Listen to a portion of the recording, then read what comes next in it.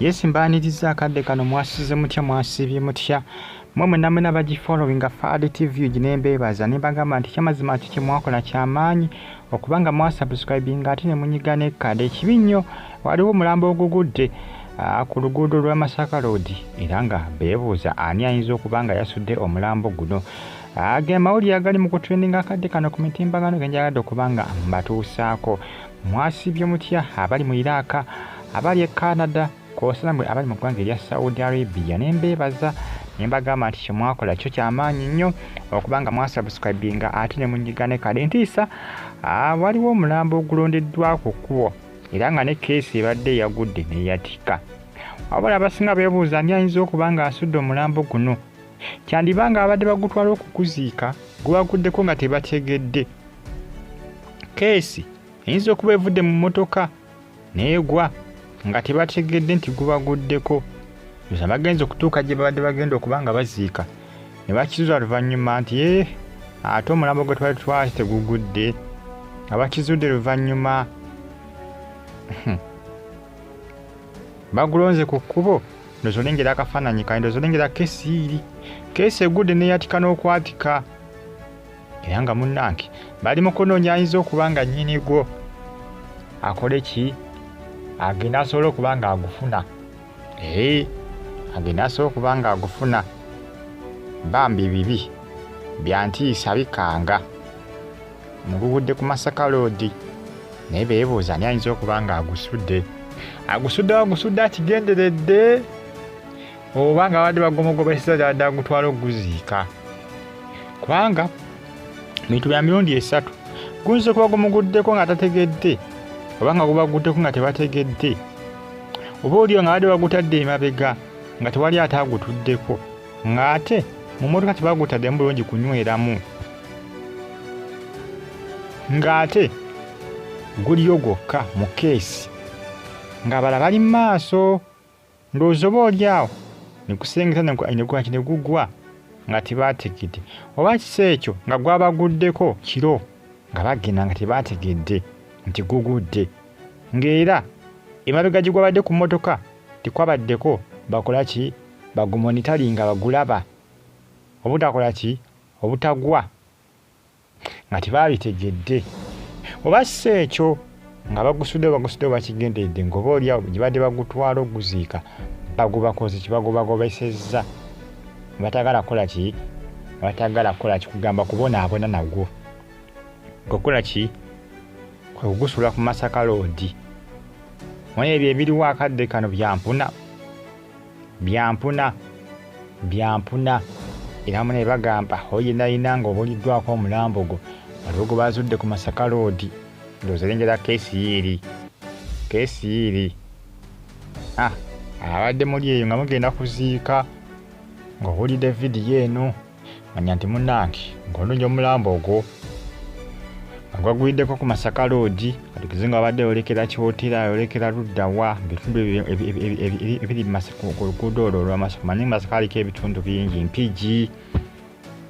munaye kyolina okuba ng'omanya nti omulambo munnange baguzudde ku kkubo ku Masaka kubanga gwakuguddeko ng'oli eyo ogunoonya. Bantu baguguddeko nsinewunya oba baguzudde batya gwakagugwaka keesi eka yabadde yagudde naye nga kwegambanga omulambo gwavuddemu nga gwagudde mu busubi wali ebbali nga ne keesi ebisubi bigibise era abadde bayitaayitawo beetegera ne bagamba kiki kino bagenze okukizuula nti mulambo munnange aye tebagutidde bagugyeyo bulungi nawe okulobbeesa mpolampola badde bali ku booda nga bayitawo nga bali kuyita kweri ekkubo kikeera ekkubo liba bize nnyo ebisesi nga teetera kuyitako bantu babigere mpozika abantu nga ba mu butundu bwawo okumpi awo kutera kuyitako bidduka Masaka Road kutera kuyitako bidduka ndowooza bagenda kugutwalira mu ggwanika oba si kino balina okuba nga bakonfaminga eri poliisi balabe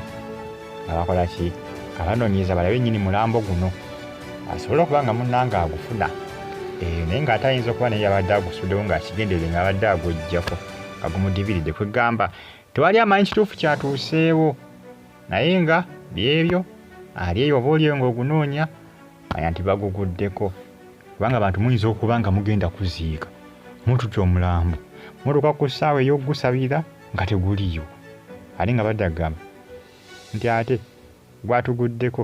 omulambo gwatuguddeko essaawa nga yakuziika omupaatiri azze okugusabira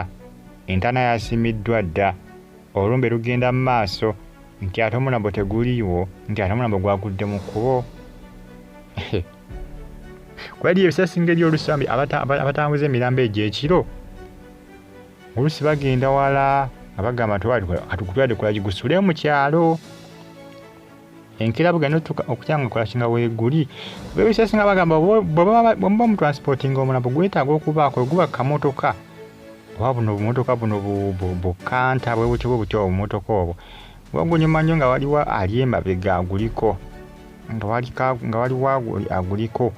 agukwatiridde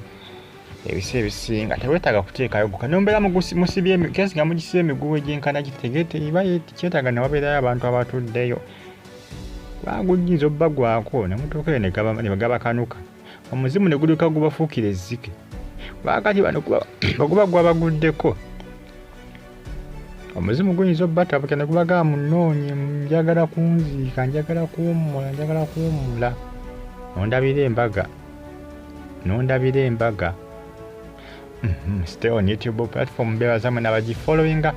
namwe abagikumirako bagita Faadi TV KB TV waliyo KRTV Uganda nawe zina YouTube channel ezo zange